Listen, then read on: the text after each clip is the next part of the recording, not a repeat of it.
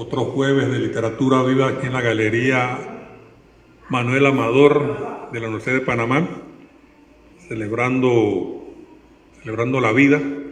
Y como este mes también es el mes de los obreros, vamos a entrevistar hoy al profesor César del Basto, la leyenda. César, la invitación específicamente es por su vínculo educativo con la Central Nacional de Trabajadores de Panamá, con el Instituto José del Carmen Tuñón, se llama, ¿no? El Instituto José del Carmen Tuñón, y nos va a hablar un poco de esa experiencia, contestando la pregunta que anunciamos: escritor obrero, obrero escritor, reto, realidad o mito. Comenzamos. La primera pregunta es de cajón. ¿Quién es César del Basto? Sí, mira, en primer lugar, es una persona, es un humano con sus luces y sus sombras. Eso en primer lugar. En segundo lugar, un hombre comprometido con este país, con el mundo. Y en tercer lugar, una persona que pretende contribuir al desarrollo de los seres humanos para que sean más sensibles, sean más honestos, sean mejores personas, y eso significa pues un compromiso con la humanidad. Yo considero una persona humanista que trata de transformar un poco la realidad tan deprimente que nos ha heredado el sistema de consumo, ¿no? Así le decimos. En esa línea estamos. ¿El humanismo todavía existe? Bueno, eso es una discusión bastante profunda que se da en muchos escenarios, inclusive hasta la ultraderecha, ¿no? La ultraderecha, por ejemplo, defiende valores que son como la libertad, la familia, los hijos. La ultraderecha defiende eso, pero el problema es cómo lo defiende y bajo qué términos. Nosotros lo defendemos también bajo otros términos, otros valores. Entonces, para mí la humanidad existe en el sentido de que no permite que se destruya, por ejemplo, el ecosistema, o jóvenes que tienen sueños, quieren mejorar su condición humana. Yo pienso que cuando se dan esos casos así, donde los jóvenes luchan por algo, los adultos mayores luchan por algo, las mujeres luchan para que no las maten, no las asesinen por cuestiones sexuales, ¿no? O por tráfico de personas. O sea, ahí está la humanidad presente, resistiendo, luchando. Un poco lo que decía el cantante puertorriqueño Calle 13, ¿no? Somos los que quedó de la guerra. Y como somos los que quedó de la guerra, todavía seguimos luchando. No nos dejamos. No permitimos que nos desaparezcan así sin dar batalla. Eso acaba de decir es bien importante, más en estos tiempos particulares de Panamá, donde el año pasado, en octubre, noviembre del año pasado, más las elecciones de mayo de este año, han demostrado que la juventud tiene algo que decir y que está dispuesta a decirlo. Casualmente hablaba hace unos instantes con el escritor Henry Lombardo y decíamos, o sea, lo que viene, porque viene, va a ser algo inédito, van a ser nuevas formas de protestar, nuevas formas de lidiar con el poder. Yo creo que sí, o sea, vienen cosas interesantes. A ver, ¿qué entiendes por literatura? Aterrizando ya en nuestro tema. Sí, mira, la literatura para mí es, como decía un poco Chamarrín, son parte de los vasos comunicantes, son parte de la carretera, los caminos, las trochas, por las cuales el ser humano trata de sensibilizar a otro ser humano a través de una experiencia, de una historia que ha vivido o ha ficcionado. Entonces la literatura, en todos sus géneros, busca eso, rescatar al ser humano de esa monotonía, de esa insensibilidad que le inculca el sistema, y romper con todo lo que insensibiliza al ser humano, lo vuelve una máquina, un robot, una persona que solamente vive para trabajar, como dicen, ¿no? Vive para trabajar y no trabaja para vivir. Nosotros la literatura es vida, es sensibilidad, es tocar lo profundo del ser humano. Incluso la literatura sirve para superar traumas, para superar problemas, ¿no? Es una forma hasta de hacer psiquiatría sin ser psiquiatra. Pero la literatura va por esos caminos. Lastimosamente algunos lo utilizan más que nada para asuntos de ego, pero los que estamos comprometidos con el tema de la comunicación, ya sea a nivel del teatro, la danza, la música, la literatura es parte de esos vasos comunicantes que nos permiten no perder esa calidad humana. Sí, hay una situación especial en Panamá ahora mismo en la literatura. Estamos con una especie de boom de publicaciones, pero sí sé que hay gente aspirando a la gran literatura, a la literatura de que tú publicas el libro y el lector quiere volverlo a leer. No lo que, bueno, ya lo leí, ya. El libro a la bajada, tal si puede, si acaso.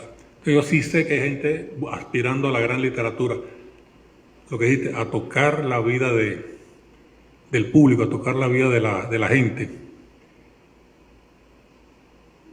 ¿Cuándo y cómo descubriste a la literatura? Sí, mira, ahí tú haces una confesión y bueno, aquí están los amigos para recibir esa confesión.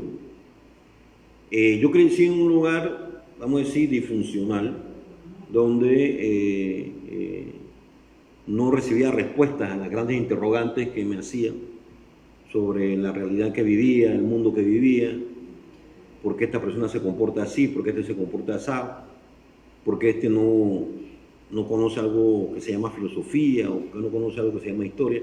Entonces no recibía respuestas. Las respuestas que recibía eran muy mediocres. En ese tiempo, imagínate, estamos hablando del año 70.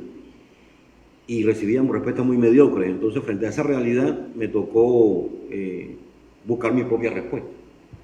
Y mi propia respuesta la fue buscando en los almanaques, en las enciclopedias, en los libros que encontraba al principio un poco de manera muy desordenada. Pero después fui ordenando, porque me encontré con personas muy importantes que le llamo maestros, que ya me fueron orientando para ordenar esa literatura, esas lecturas, ordenarlas y no tener un pensamiento desordenado, desorganizado. Y ahí fue donde comencé a descubrir a los autores nacionales, a los autores también internacionales. Y cuando yo me encuentro, por ejemplo, con Stendhal, con Tolstoy, Dostoyevsky, me encuentro con autores nacionales como Chamarrín, como Pedro Rivera, como Orestes Nieto, como César John Núñez, como Chuchu Martínez. O sea, esos son autores que aquí en Panamá tienen un calibre de escritura y de palabra que quien no se sensibiliza con esas lecturas como que no tiene alma, no tiene alma. Entonces hay que tener alma, ¿no? Y cuando tú encuentras esas palabras que te impactan, que te transforman, entonces tú las compartes. Y esa fue mi gran escuela. Entonces yo entendí que no puede existir política sin cultura y cultura sin política. El ser humano como animal en crecimiento, en desarrollo constante, de reinventarse constantemente, ahora se hace más aceleradamente. Los modos de pensar ayer no son los mismos de hoy. Eso va transformándose todos los días. Entonces uno se exige también, ¿no? Para tratar de estar actualizado en un medio muy hostil, un medio cerrado. Yo digo que Panamá es una sociedad muy cerrada, no es una sociedad abierta. Entonces, para conseguir una buena literatura actualizada, tienes que invertir y hasta pasar hambre para conseguir un libro que valga la pena, porque hay mucho egoísmo, mucho atraso egoísta en ese sentido, ¿no? De no prestar la literatura, no ofrecerla. Pero claro, el Internet te abre una ventana, pero no es lo mismo, ahí no se encuentran las grandes obras que tú quieres encontrar, que no se han reeditado. Por ejemplo, un Ezra Pound, un Bukowski, un Rainier. Hay cosas que no se conocen aquí que en otros países sí, sí se conocen. Y nosotros no las recibimos todos los días. Ese es el gran problema que tenemos. Una sociedad muy cerrada, donde un sistema nos tiene sumergidos en la incultura, en el atraso. Y para eso hay que dar una batalla muy grande. Corrígeme si me equivoco, las lecturas te permitieron ordenar el caos. Sí, sí. Las lecturas me permitieron ordenar mi mente, atreverme a escribir después, lógicamente, con tropezones, porque no es lo mismo tener un profesor de español que realmente te enseña a escribir a un profesor de español que solamente se queda en el tema de que la letra A tiene tantos reglamentos o tantos puntos que para poder escribir con la A, o sea, te vas al infinito y al final no terminas escribiendo nada. O escribir con sentido. Es decir, que lo que tú estás escribiendo tenga un sentido que impacte y que sensibilice, atrape al lector, haga clinch con la gente. Ese es el gran problema nuestro de la escritura en Panamá. Ya no se busca eso y no se aprende de los grandes maestros. Son pocos los jóvenes que hoy en día buscan ese sentido de la vida. La mayoría están todavía buscando en la oscuridad, con los ojos cerrados, cuál es su sentido de la vida. Entonces no lo buscan a través de las palabras, que tienen mucho poder, como decía García Márquez. Las palabras tienen que hacer clinch con uno y con la gente. Si no hay esa simbiosis, como que no hay sentido. Me llama la atención eso, o sea, hay que conectar. Las palabras nos conectan. Buena idea. ¿Qué tipo de literatura te agrada más? ¿Cuál literatura es la que más te agrada? Lógicamente la vivencial, la que se ha vivido, la que es producto de la experiencia, no producto de la ficción, no producto de la experiencia. Las historias de vida de las personas son un mundo. Entonces, en la medida en que tú conoces la experiencia de las personas, ya sea en el transporte, en su vida diaria, cotidiana, sufriendo algún problema con un familiar o viviendo una circunstancia de que le robaron o porque le mataron a un familiar, todas esas vivencias te impactan, te sensibilizan y provocan que tú explores formas comunicantes de expresar esa vivencia de vida, esa experiencia de vida. Entonces la experiencia de vida, los hechos, como dicen en las películas, los hechos basados en hechos reales, las películas basadas en hechos reales, eso es lo que me impacta más en la literatura, en todo su género.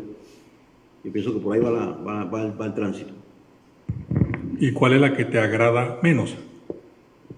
Lógicamente la que es muy fantasiosa, muy ficcional, la que trata de engañarnos o trata de hacer trampa, ¿no? Trata de hacer trampa. Y cuando tú encuentras con escritores que te dicen cosas que no tienen sentido o que suenan muy plástico, como decía Rubén Blades, ¿no? La chica plástica, el hombre plástico, el hombre que vive como en un mundo de fantasía, demasiado de fantasía, como para escapar de la realidad. Y ese escapar de la realidad, hasta cierto punto puede tener razón, pero no al extremo. Entonces hay una literatura que te lleva, por ejemplo, al tema sexual, ¿no? Hay gente que te fabrica un mundo de fantasía con el tema sexual, de que si lo tienes así, lo tienes asado, y que mi fantasía sexual es esta o la otra, y cuando tú analizas a esa persona, tú te das cuenta que hay un problema ahí, un problema muy grande. Entonces esa es la literatura que menos me agrada, porque tú te das cuenta que eso no es real, eso no es posible. O sea, si tú naciste así, es mentira que tú vas a querer aspirar a ser otro, ¿no? O a ser otra persona, te vas a operar, te vas a hacer un injerto, lo que sea, pero tú no vas a lograr, porque tú naciste así, pues, y tienes que aprender a aceptarte como tú eres y desarrollar y potenciar lo que tú eres, reconocerte a ti mismo, asumir lo que tú eres para entonces potenciarte, pero no estar ficcionando y fantaseando y queriendo ser otra persona que no eres. Ahí es la literatura que me desagrada profundamente. Entonces hay literatura que enajena. Sí. Que enajena y aliena el pensamiento del ser humano. El cerebro humano tiene mucho poder y en la medida en que tú desarrollas ese pensamiento humano y encuentras por qué tú eres bueno, en qué punto de tu cerebro eres bueno, y tú lo profundizas, lo desarrollas, lo llevas al máximo de desarrollo, ese pensamiento que tú sabes que eres bueno, tú tienes mucho impacto. Lastimosamente, nosotros estamos sometidos a un marketing, a unas alianzas, vamos a decir, perversas, para llenar salones, para llenar auditorios, y esas alianzas perversas realmente no consiguen nada porque no son honestas, no son producto de un trabajo, no son producto de una situación concreta que se basa en la realidad, sino que son producto de toda un mercado, vamos a decirlo así, un mercado, y que responde a esa sociedad de consumo que uno rechaza. Por ahí creo que va la respuesta. Varias veces he escuchado a diferentes personajes hablar de el mundillo literario. Si yo te dijera mundillo literario, ¿qué tú entiendes por eso? Sí, es el mundillo que nos ha impedido a los que queremos ser comunicantes de la literatura unirnos, producto de los egos, producto de que yo quiero ser mejor que el otro, o yo quiero demostrar que tengo más huevos que el otro, o yo quiero demostrar que escribo mejor que el otro. O sea, ese mundillo perverso, egoísta, que no responde a los patrones humanistas, sino que responde a los patrones del mercado. Ese mundillo realmente no contribuye al desarrollo de la sociedad. No contribuye al crecimiento de un joven que aspira a encontrarse a sí mismo y mejorarse como persona. Es como un autoengaño. Es engañarse, de que bueno, yo estoy en el rating, estoy en la fama, estoy en la popularidad, pero ¿cuál es el impacto? Cuando tú vas a ver el impacto, realmente no se consigue nada. Entonces, lo que estamos en la vía, pienso yo, más honesta, más humanista, con valores, con ciertos principios, para mejorar como colectivo, no como individuo. Y hay sociólogos que tienen toda una teoría sobre el individualismo panameño. Saben que en Panamá la sociedad colectiva solamente está en los indígenas. A nivel de la sociedad de tránsito que es Panamá y Colón, el individualismo ha pegado, producto de que hay un sistema que aliena al individuo. Y por eso no es casual que el sistema educativo esté desactualizado, atrasado, y tiene más de 40 años. Es decir, estamos hablando aquí que se han perdido más de 20 generaciones de jóvenes sin tener una educación de calidad y sin haber sido tocados por lo mejor de la literatura panameña y la cultura panameña. Si no me equivoco, yo me gradué en el 78, o sea que hace 78 del siglo pasado. Hubo una prehuelga en el 78 antes de la gran del 79. Y yo recuerdo el cambio que hubo entre los docentes. Antes de la huelga y después de la huelga sentí cómo fue cambiando el asunto. Y también después del 79 vi cómo cambió el país. Entonces, sumado, podemos estar hablando de 45, 46 años de crisis educativa en Panamá. ¿Podríamos decir que tú estás vinculado a la literatura panameña? Bueno, antes de responderte eso, yo quiero explicarte también otro testimonio. Cuando yo estaba en primaria, en los años 70, yo recibí un famoso libro de la Reforma Educativa que tenía lecturas de José Martí y de otros autores, Amado Nervo.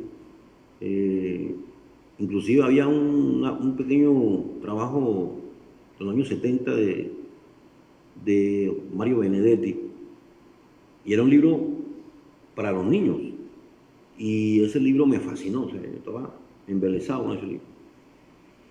Y recuerdo que de la noche a la mañana nos quitaron el libro. Nos quitaron el libro.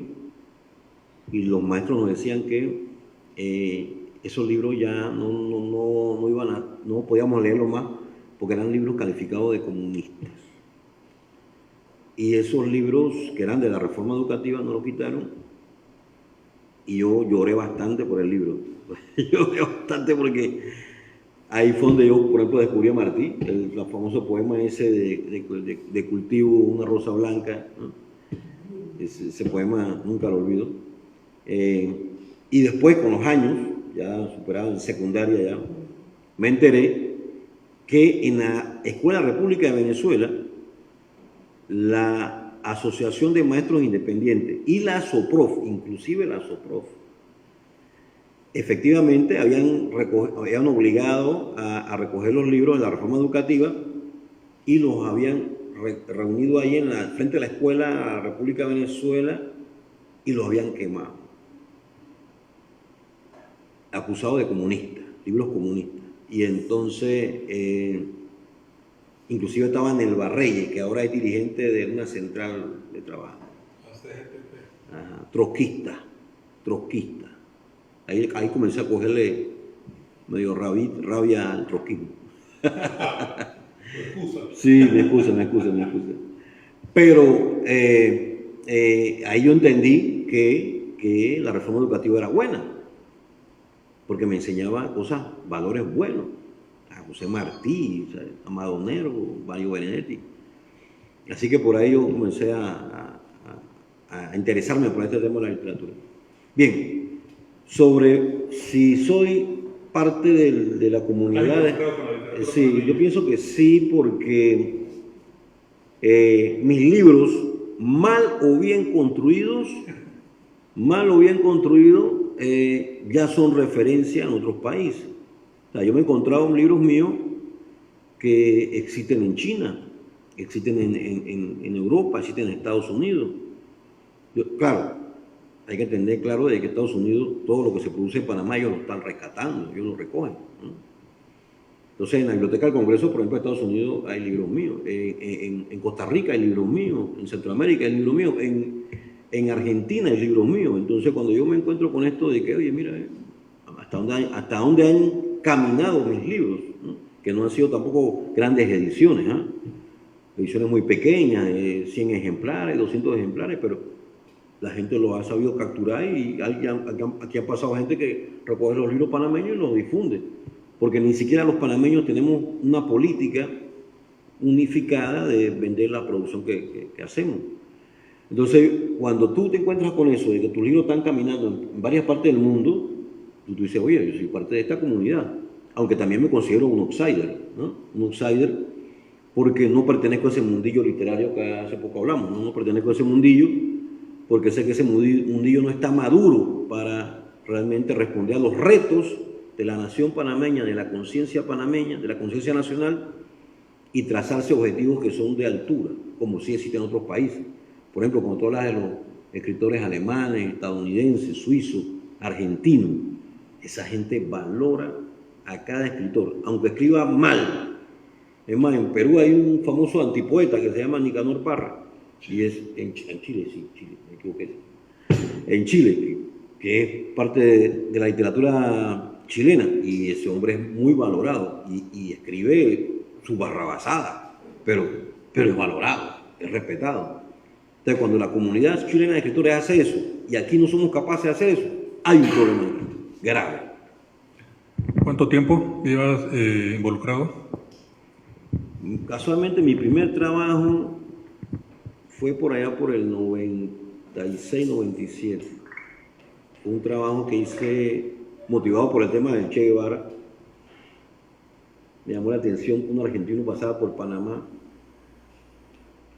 y cuando le mandaba las cartas a sus amigos panameños escribiera y que Chombo Guevara. Yo dije, Chombo Guevara, mira, le gustó Panamá. Y entonces el Che Guevara comenzó su escritura en Panamá. Él no había escrito nada en toda su vida juvenil, sino la vino a escribir en Panamá. Aquí publicó 2 artículos en los periódicos, el Panamá América lo escribió, le pagaron por eso. Y esos escritos casualmente no están en la antología de escritos del Che Guevara en Cuba, eso no están incluidos. Y aquí fue donde empezó realmente el Che Guevara a escribir. Entonces me llamó eso la atención, aparte que conocía a Ricaute Soler. Ricaute Soler publicó el primer escrito en una revista que se llama Casa de las Américas sobre el Che Guevara y me llamó la atención y dije, oye, mira, esto hay que escribirlo, porque nadie había escrito sobre la presencia del Che Guevara en Panamá y yo fui el primero, porque en ese tiempo se cumplían una cantidad de años de su asesinato. Entonces, en el 97 comencé a escribir eso, y un folletito, me lo publicó Portobelo, el maleante este que ya conocemos. Bueno, lo que pasa es que ha timado a más de 4. Bueno, pues la cosa es que lo publiqué con ellos y yo creo que me sigue vendiendo mis cosas muy subrepticiamente, ¿no? Pero ahí comencé publicando cosas políticas, después me metí un poquito a la poesía. ¿Cuál fue el primer libro? Ese, el Che Guevara en Panamá, en el 97. Mal contado, yo calculo que 15 trabajos han sido publicados. ¿En qué año fue? 96, 97 por ahí. ¿Y el último? El último el año pasado. El año pasado publiqué... 26, 25 años de trayectoria. Sí, exacto. Sí, el año pasado publiqué una historia de la masonería panameña, que era un libro por encargo, pero como no me lo pagaron, entonces tuve que publicarlo, porque el masón que me contrató para que lo hiciera no me pagó, así que... Pero ven acá, ya te jodiste, yo voy a publicar mi vaina porque tú no me has pagado, así que lo publiqué, ¿no? Y por ahí tengo una fila, tengo como 10 libros en construcción, porque ojo, esta cuestión de la literatura, a alguna gente le sale muy espontáneamente en un solo día, otro coge en una semana, pero realmente es una construcción que coge años. Encontrar la palabra adecuada, la palabra precisa, expresar el sentimiento concreto que tú quieres expresar, todo eso lleva una construcción. Y después pasarlo a los amigos para que lo lean, porque los amigos también tienen que decirte, ven acá, hey, estás escribiendo basura, estás escribiendo porquería, tienes que corregir esa vaina, vuelve a hacerlo otra vez. Y hay gente así pues que tiene que asumir la crítica y comenzar otra vez a construir lo que quieres hacer, ¿no? Entonces eso lleva tiempo, y como en Panamá no tenemos una editorial del Estado, nosotros mismos tenemos que autopublicarnos, estamos tan atrasados que tenemos que autopublicarnos, tenemos que reunir la platita, autopublicarnos, venderle a los amigos, pelear con los amigos para que te compren el libro. Este atraso cultural y literario en este país da vergüenza, dan ganas hasta de llorar, ¿no? Porque en otros países vecinos, aquí en Colombia, aquí en Costa Rica, el Estado te patrocina al escritor, te apoya al escritor. Aquí no. Aquí tienes que mendigar todavía para que te publiquen y vender el material que produce. Sí, aquí en Panamá todos los escritores, todas las escritoras son independientes. Cada quien tiene que ver qué hace. Hace un rato estabas hablando hiciste como una especie de crítica del mundillo literario. O sea, entiendo de que no tienes o sí tienes aspiraciones de entrar en ese tipo de relaciones. No, mire, yo hace poco conversaba con Marcos Weaver. Marcos Weaver es un escritor panameño y pintor de la clase trabajadora de este país. Ya tiene como 70 y pico de años, y ese hombre me dice a mí, bueno, 80, creo que tiene 80, me dice a mí, mira César, yo no tengo nada que pedirle al mundillo literario panameño, yo ya trascendí, ya mis trabajos se leen en otros países. Casualmente hasta de ti hablamos un poco también. Es que somos muy buenos amigos. Exacto. Me dice, mira, fulano de tal, en Panamá ya se lee en Centroamérica, se ve en Estados Unidos, él vende sus libros, la misma gente los pide los libros de fulano, mengano, perencejo aquí en Panamá, porque saben que él está contribuyendo, él está desarrollando, los piden, vienen a buscarlo aquí a Panamá especialmente. Entonces cuando tú llegas a esos niveles, ¿no?, de que gente de afuera viene a pedir tus libros, ¿no?, ya tú no necesitas estar al lado de Mengano Perencejo, para no herir susceptibilidades. De Mengano Perencejo tú no tienes necesidad. Publicar tu cuestión y ya tú sabes lo que vienen a buscarlo. Por ahí va la cosa. Has tocado un punto muy, muy importante. En realidad aquí el horizonte literario es tan amplio, tan grande, que tú no tienes que cepillar a nadie. Tú lo que tienes que tener plata. Tú lo que tienes que tener plata y armarte tu red para distribuir tu obra, ¿no? Porque la verdad, yo no veo cómo un escritor puede bloquear a otro escritor. No veo cómo, porque si no es por aquí, es por acá. O sea, aquí todavía el horizonte no se ha llenado. Pero bueno, yo creo que con una anécdota quedó claro. 1990 y algo. Yo no me acuerdo, fue una misión del colegio. Me mandan a EPASA y en crítica era un anuncio clasificado del colegio. Y en crítica me topo con un estudiante del Colegio Elena Chávez Pinate, al cual yo ni siquiera le di clase directamente, sino una muy amiga mía, la profesora Antía Gutiérrez de Matemática. Y en nombre de ella, el hombre promocionó un libro que acaba de publicar en ese momento, Soledades Pariendo, en la crítica. De una vez, el pequeño burgués que tengo interno, ¡ay, la crítica! Pero me estaban regalando el espacio. Foto, entrevista, portada del libro, como 3 días seguidos fue. ¡Ey! Un buen día yo llego a la escuela y la gente, yo no sé que tú eres escritor. Oye, prof, mi mamá dice que quiere el libro. Así, de puta. O sea, la gente de la 24 de Tocumen y de Pedregal de Juan Díaz lee, a pesar de todo lo que se dice por ahí, están interesados en la literatura panameña. El detalle es que hay que construir, hay que trabajar todo eso que es necesario para llegarle a la gente.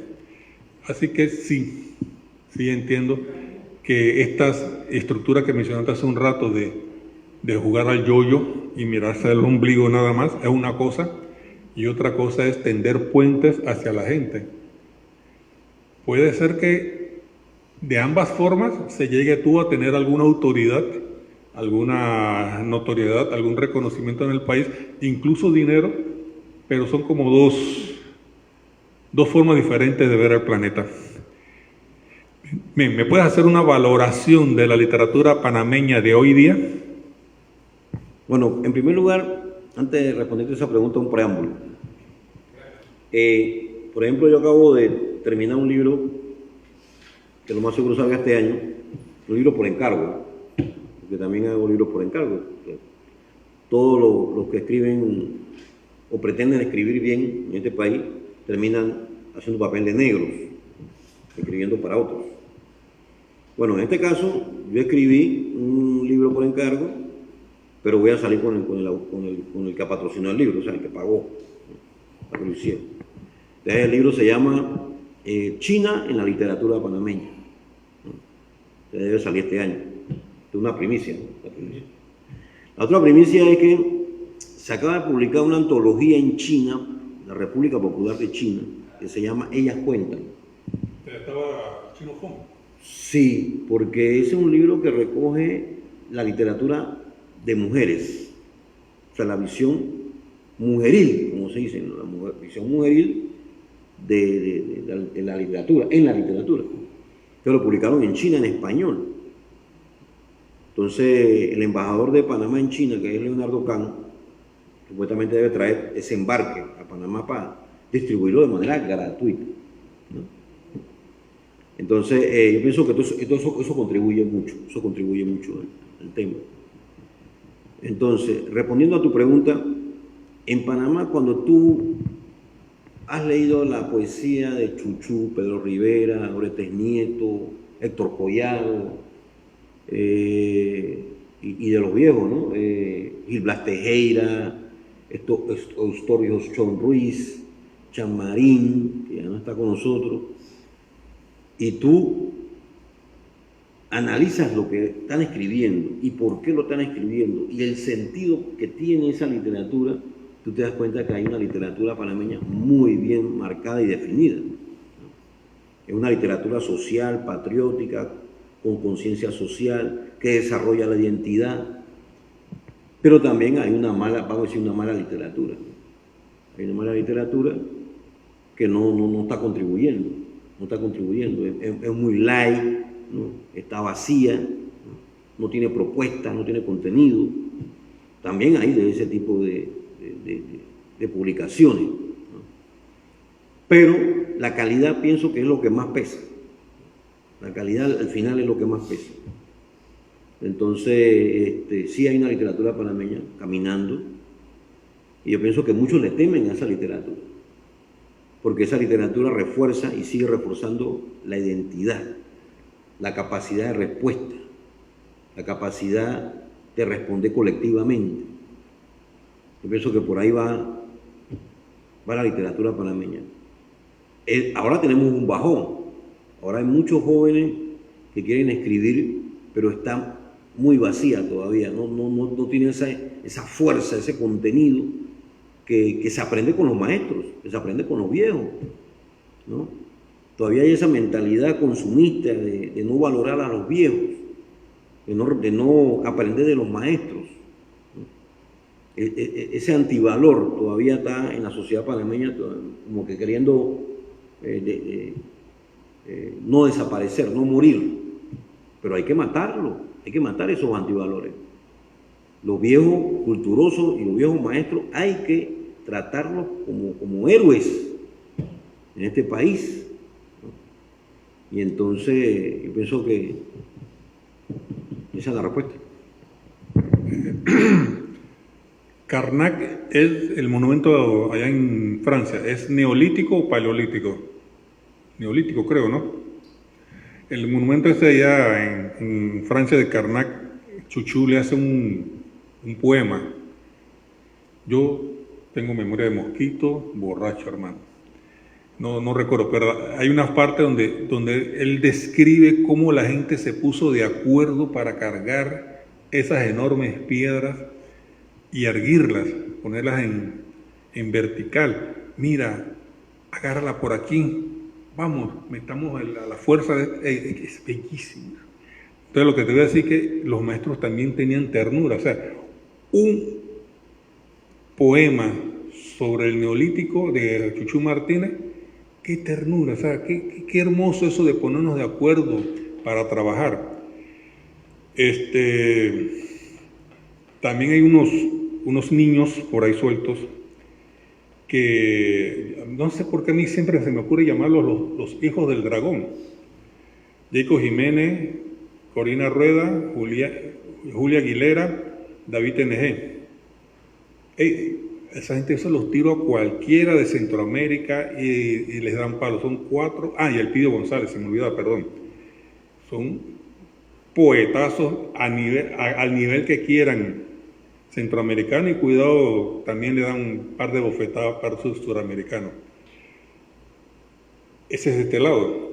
Y del otro lado, yo acabo esta mañana de leer un artículo de otro niño que se llama Raúl Altamar, que tiene un blog, donde dice que se le acerca gente que quiere escribir pero que no lee.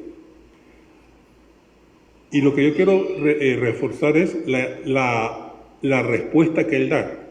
Él no censura, él no regaña, él no ataca, él aconseja. O sea, pienso que quizás haya mucha gente haciendo bulla, pero que hay gente haciendo su trabajo, hay gente haciendo lo necesario para la solidez de la literatura panameña. El detalle está es que, o sea, como sea, seguimos siendo un país del tercer mundo, ¿no? Seguimos teniendo problemas de la no institucionalidad de un montón de cosas. Así que, pero yo sí creo que la literatura panameña, no, yo no lo creo. Yo apuesto que la literatura panameña tiene futuro. ¿Tú crees que la literatura panameña tiene futuro? Yo pienso que sí, pero a veces está la duda. siempre va a existir la duda.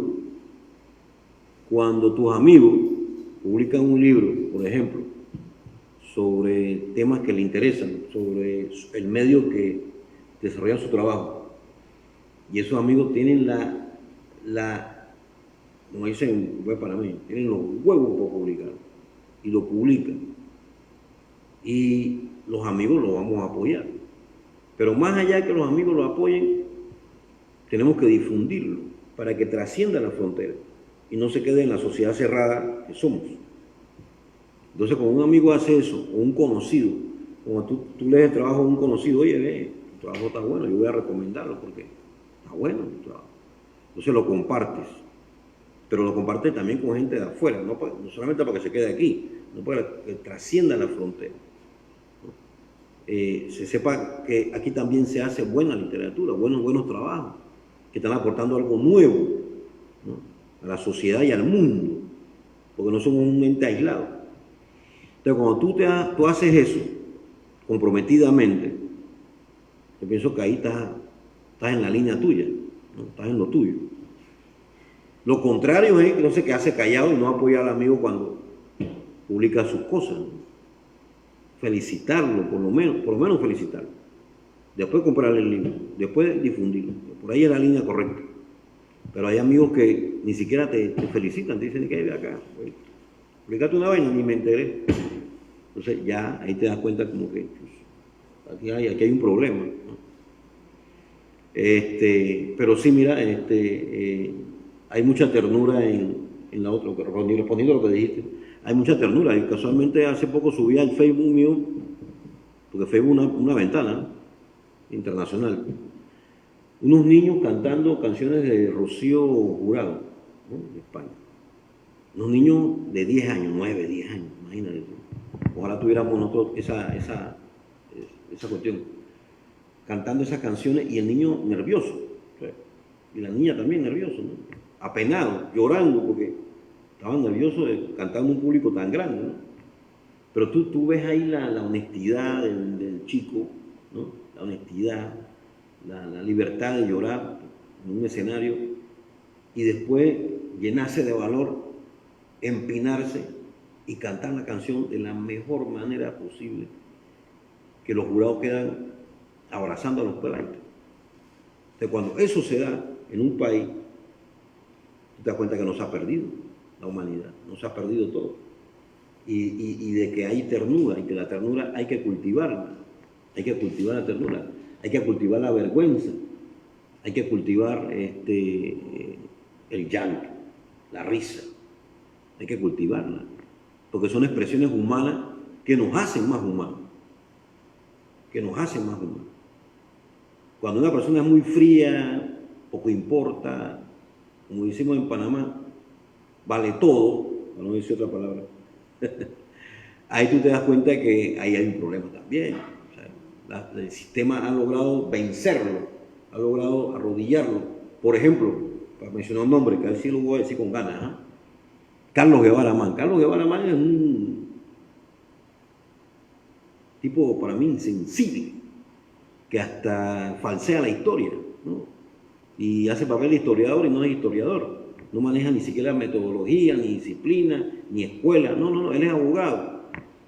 Pero universidades privadas como la Florida State University, que no han logrado llegar ni a las rodillas a la Universidad de Panamá o a la tecnológica, contratan esa clase de engendros.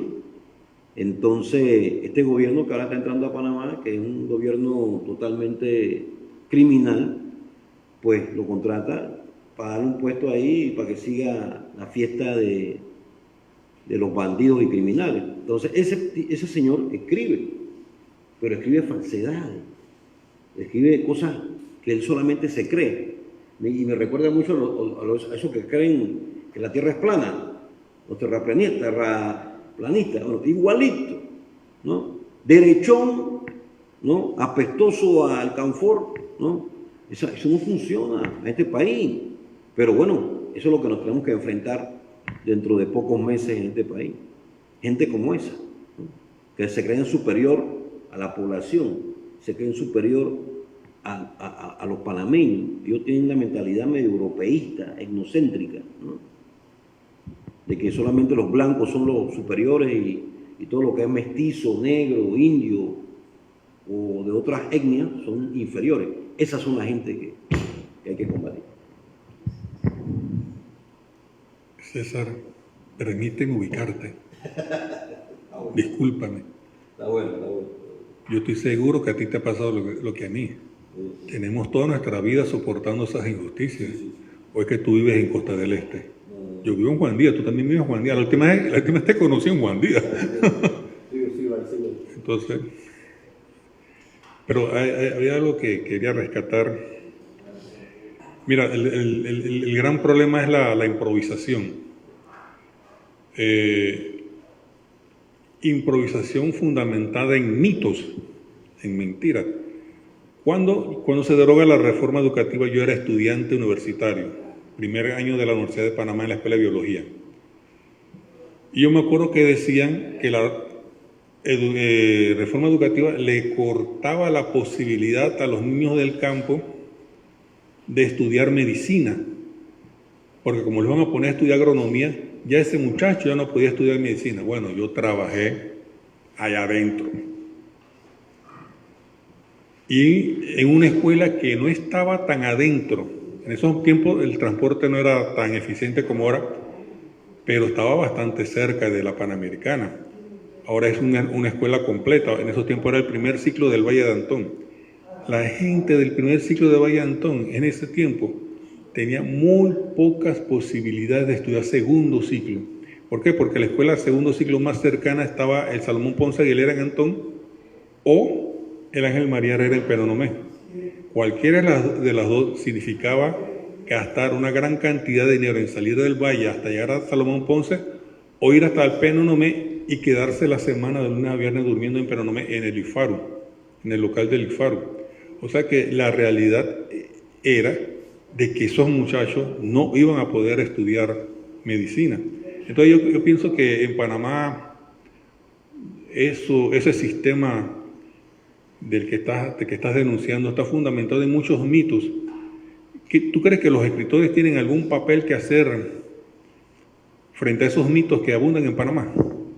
Mira, casualmente hace como fue el año pasado, la Estrella de Panamá me tocó responderle a Cajar, un periodista muy atrevido, que se atreve. Me tocó responderle sobre la profesión que ejerzo, que es historiador. Y yo le decía, mira, lo que pasa es que en Panamá hay mucha cobardía, ¿no? De los historiadores, los cientistas sociales, hasta de los sociólogos, son unos cobardes, porque son oportunistas, solamente piensan en la cuestión pecuniaria, no se atreven a escribir las cosas que hay que escribir en este país, ni investigar las cosas que hay que investigar, guardan silencio, ocultan las cosas.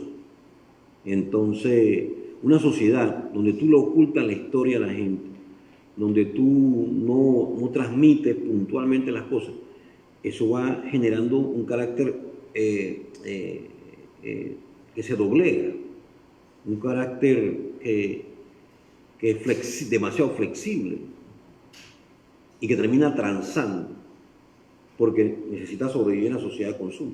Entonces, nosotros necesitamos ser más aguerridos, más agresivos con las verdades que conocemos y decir las verdades, porque el problema de la derecha en el mundo es que dicen mentiras, pero dicen mentiras de manera tan descarada que ellos mismos se creen sus cuentos.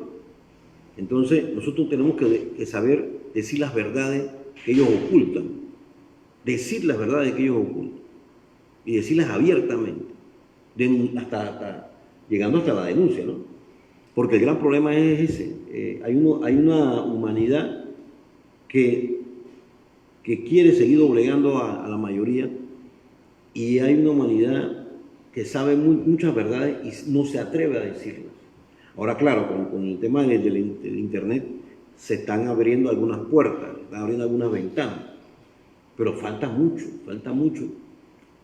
Con decirte que una vez, y no tengo ningún temor a decirlo aquí, en una ocasión una amiga me invitó a un proyecto de de rescatar archivos de la Cancillería. Y yo le pregunté, ¿y tú sabes que aquí hay tratados firmados con Estados Unidos, con España, con Francia, que no se quieren dar a conocer?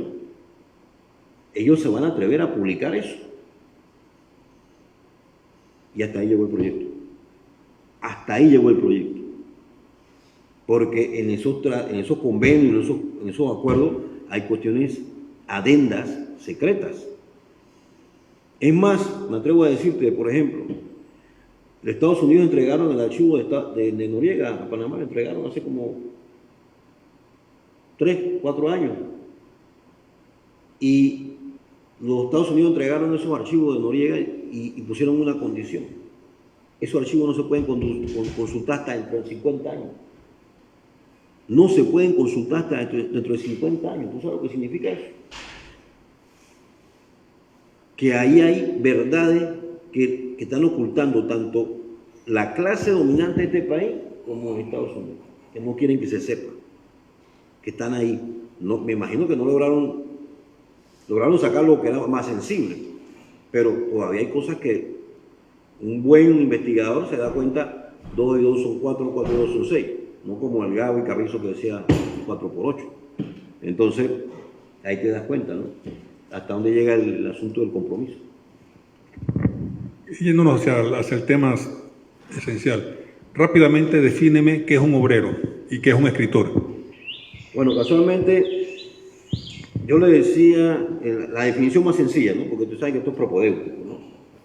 Jurídicamente hablando, se entiende por trabajo toda actividad humana, intelectual o material, independientemente del grado de preparación técnica requerida por cada profesión u oficio. Esta es la definición jurídica. Pero miren cómo están hablando, actividad humana, intelectual o material, independientemente del grado de preparación técnica requerido por cada profesión u oficio. Es decir, que si un médico se prepara previo para escribir, él puede desarrollar una buena literatura. No tiene ningún problema. Un abogado se prepara y hace un buen poema, pero tiene que prepararse. Para terminar, económicamente hablando, un trabajador es una persona que pone a disposición sus habilidades, conocimientos y esfuerzos para realizar un trabajo en beneficio de una empresa o un empleador, a cambio de una remuneración económica previamente acordada. ¿Y un escritor? Ahí entonces viene la dificultad. Un escritor es el que tiene, yo diría, un gran amor a comunicarse. Un gran amor a comunicarse.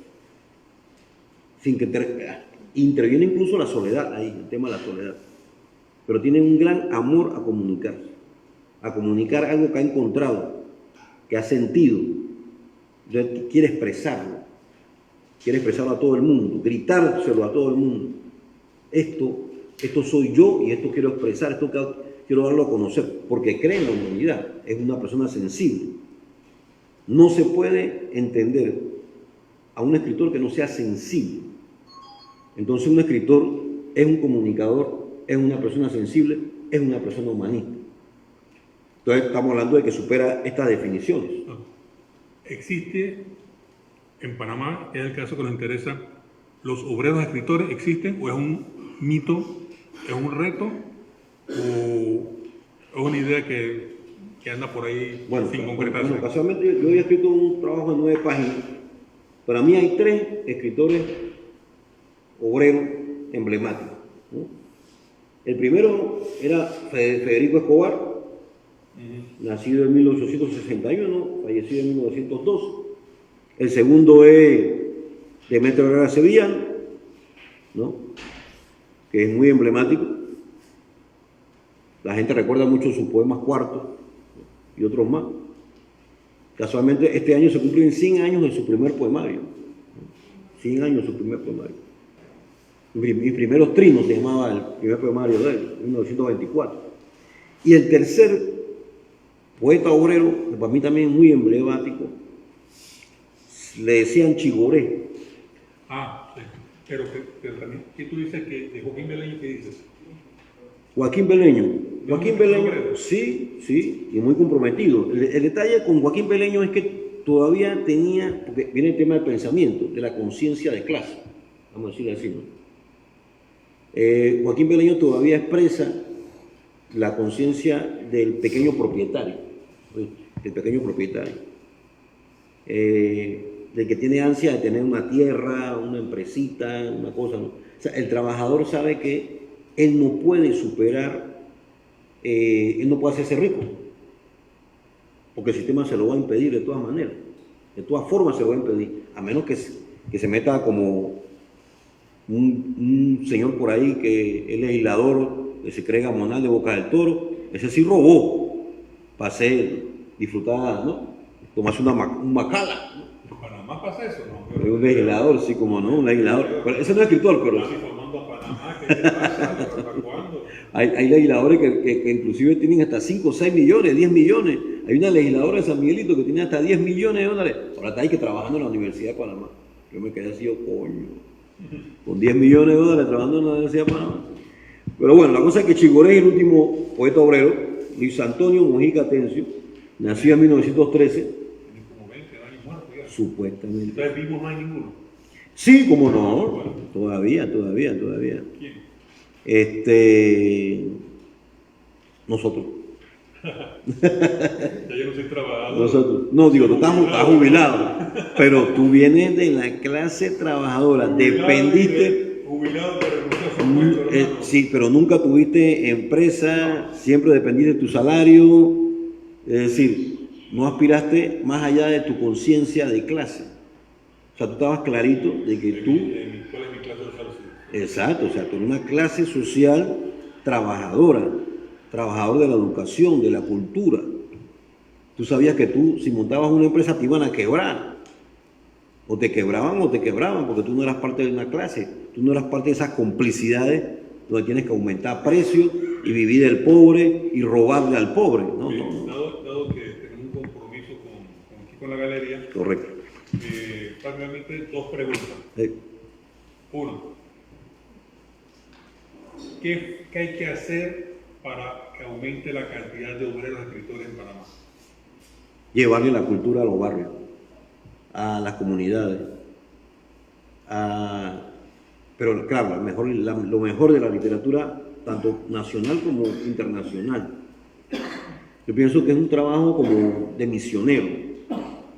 Un poco lo que hacen los agentones, eso de salva 4, mata 10 y no dones sangre para que te muera tu hijo. No. Nosotros no estamos en eso.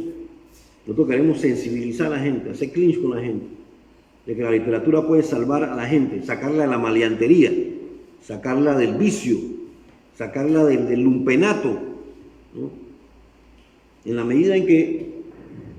Que tus palabras me están dando oportunidad de contar una anécdota. Estábamos reunidos un grupo de gente, entre ellos estaba Virgilio Periñán, y se acerca un muchacho: maestro, ¿qué tenemos que hacer para hacer la revolución en Panamá? No sé cuál es lo sarcástico que es Virgilio. Ah, ¿tú quieres hacer la revolución en Panamá? Vete a un barrio o vete a un pueblo, 20 años y edúcalo. Eso fue hace mínimo 25 años. Todavía tengo esas palabras aquí fresquitas. Vete a convivir. Porque la otra cosa es, yo desde acá arriba educo, pero otra cosa es sumérgete ahí y sé parte del pueblo, que es lo grande de Chanmarín. Chanmarín era escritor, pero él era uno más, él era pueblo, ¿sabes? Yo tuve la suerte de no conocerlo como poeta, sino conocerlo como militante, y siempre tengo bien presente eso. Yo lo conocí pueblo. Entonces la pregunta final, ¿tienes algún mensaje especial para los escritores obreros panameños y para los lectores obreros panameños? Bueno, el mensaje que le doy incluso a los amigos, ¿no? Yo converso mucho con los amigos, que tienen que leer todo lo que sea de calidad. Siempre busquen la calidad. No lean cosas basura, ni superficial, ni cosas que no tengan realmente sentido. Busquen lecturas de calidad, a los mejores. Siempre lean a los mejores. No lean a la gente que no tiene nada que decir realmente o que escribe solamente para satisfacer su ego personal. No, por ahí no va la cosa. Lean a los mejores, siempre. Pueden empezar con la Biblia, no tengo ningún problema con eso, ¿no? Pero superen ese estadio y vayan leyendo cosas más profundas, que mejoren su condición humana,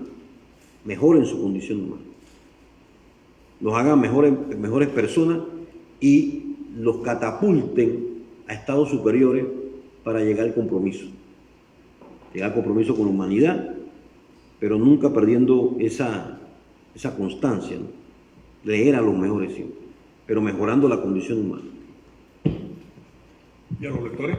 Ya, perdón. La sala está repleta de historiadores. No sé si alguno de los presentes le tiene alguna pregunta aquí a nuestro bien ponderado y siempre apreciado César del Basto. A ver, Jaimito Flores. Una pregunta. Yo leí un documento hace muchos años sobre el Sendero Luminoso. ¿Este está en la lista de los 15 o no? El Jaimito acaba de preguntar sobre un tema específico, sobre un escrito sobre Sendero Luminoso. Entonces está preguntando si está entre los 15 del libro o no. Bueno, ese trabajo es después del tema del Che Guevara, y ese trabajo yo lo saqué como una especie de experimento, como decirle así. No publiqué mucha cantidad, nada, publiqué como unos 50 ejemplares. Igual con un trabajito chiquito también que hice sobre la insurrección estudiantil de mayo del 58, que también lo analicé día por día. Esos fueron folletitos a más de 50 ejemplares, que yo no sé cómo lo tiene la biblioteca, no sé cómo llegó ahí. Debe ser que un amigo ahí lo donó. Pero lo de Sendero, más que nada, no era tanto de Sendero, era un estudio sobre la Revolución Peruana, analizando el tema del enfrentamiento de Sendero Luminoso con el movimiento Tupac Amaru, casualmente, que habían asesinado a la mayoría y después también cayó en la famosa operación Chavín de Guantara, la embajada de Japón, ¿no? Sí, en tiempo sí, Serpa Cartolini. O sea, yo estaba muy compenetrado con la lucha armada de América Latina, inclusive la FARC en Colombia, el ELN, que todavía existe en Colombia, el ELN, de Camilo Torres.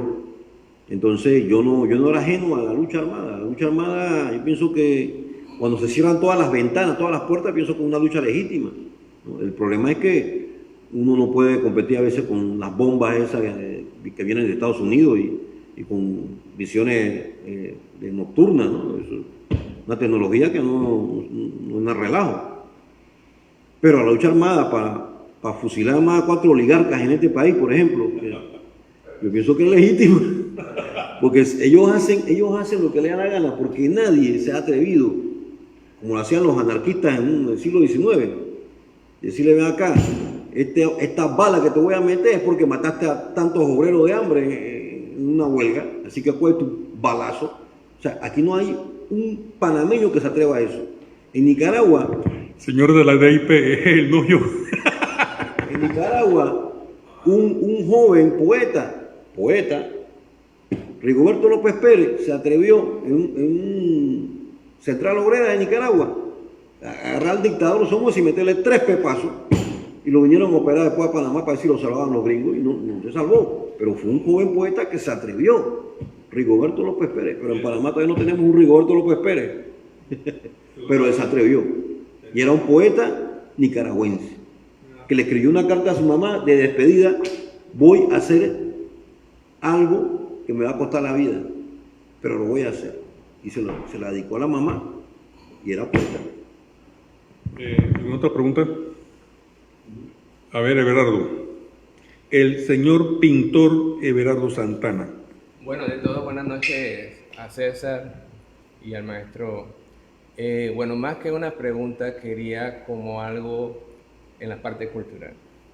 Yo siempre he sido, los que me conocen, defensor de la parte cultural, ya que, según la parte histórica, en el año 1977 se instaura una sección de arte pictórico literario obrero.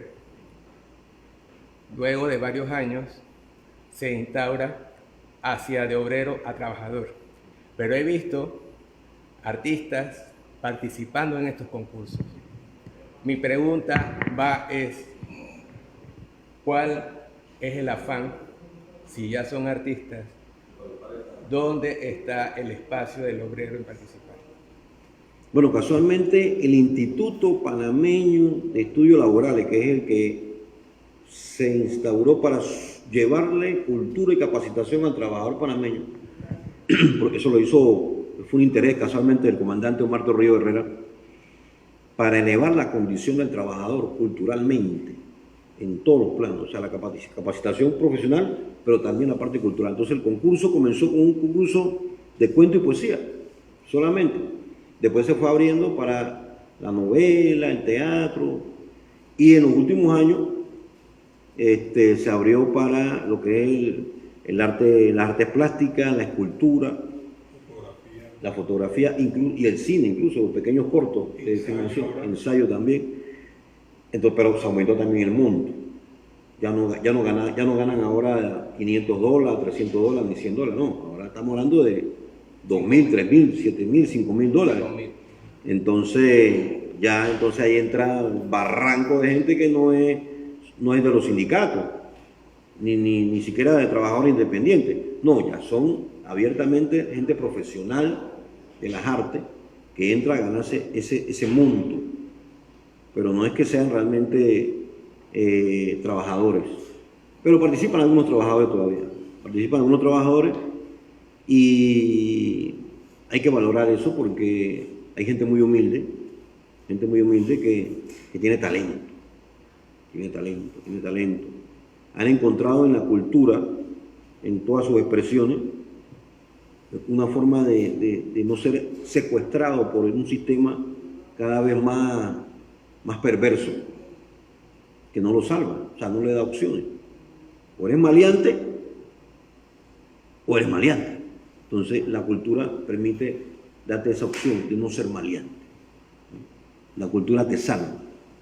Así como el deporte te puede salvarte también el deporte puede salvarte. Pero principalmente la cultura, porque es más completa, es decir, te da todas las visiones a colores. No solamente la visión blanco y negro, no, todas las visiones te lo da la cultura. Pero te puede salvar más. Algunos maleantes se salvan también, entre comillas, a través de la religión también, ¿no? No se crean. La religión también juega su papel. Pero la principal es la cultura. Porque te impide ser corrupto, ser maleante, ser criminal. Te metes a la política y eres criminal.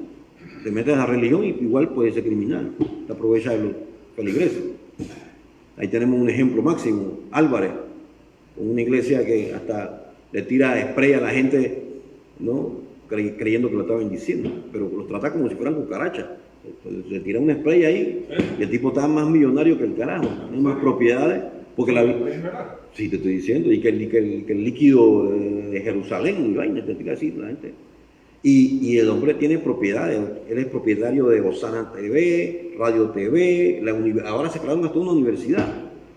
Y el tipo está podrido en plata, porque la visión de ellos es que Dios te bendice para que seas millonario. Pero si no eres millonario y eres pobre, entonces ¿qué eres? Un maldito. Un maldito de Dios. No, eso no puede ser. Eso no tiene lógica. Si Jesucristo murió pobre y crucificado, ¿cuándo Jesucristo murió millonario? Jamás. Eso no tiene lógica. Pero aquí te venden eso que proviene de Estados Unidos. Entonces ahí hay un problema grave. Y que en Panamá, con 40 años de atraso educativo, se crean eso. Me están dando chocolate al cuello. Con respecto al IPEL, yo, por lo que he sido testigo, artesanía y décima, chitré, productores de agropecuarios, esa gente campesinos que ganan esas secciones. Yo creo que yo fui de la generación que fue la transición. Yo tengo 63, 64 años, ahora al final de año, en noviembre pueden mandarme mi regalo. Yo creo que fui la transición, entonces yo entré por ser trabajador de la educación, así me dijeron, bueno, entras por ser trabajador, o sea que había que poner en la plica trabajador de la educación, y luego ya se abrió el panorama por completo, y es una de las, ni el Miró es tan lujoso, porque no te dicen si ganaste, son los 3 primeros, te llaman y te alojan en el hotel, te quedas unos 2 días allí, y el día de la premiación, que es a todo lujo, a todo dar, sabes qué puesto ocupaste. Es todo un espectáculo, es todo así por lo alto.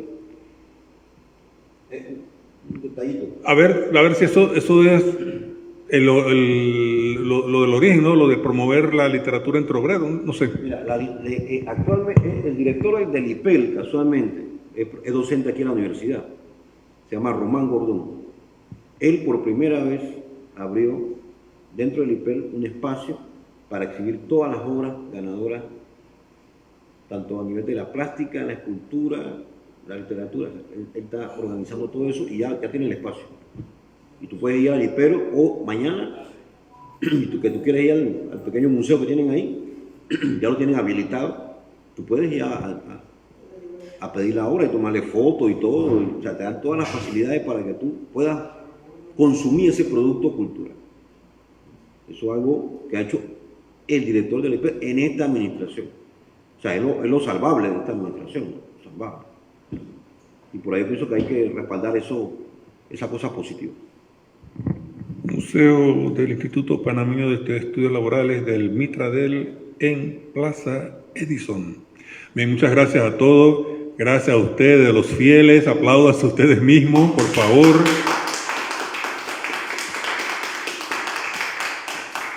Gracias a los que nos han estado viendo por Facebook Live, el Facebook